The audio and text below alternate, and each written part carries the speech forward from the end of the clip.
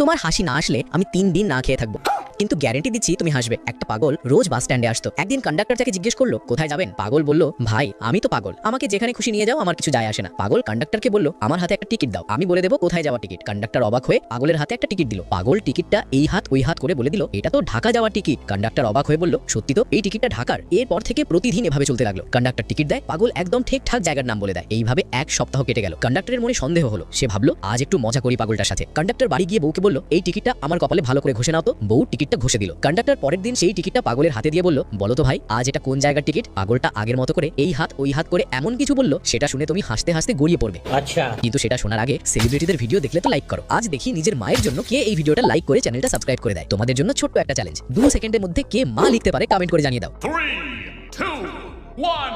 এবার শোনো, পাগল বলল কন্ডাক্টর ভাই এই টিকিটটা তো তোমার বাড়ি যাওয়ার, কারণ তোমার বউ তোমার কপালে ঘষা দিয়েছিল।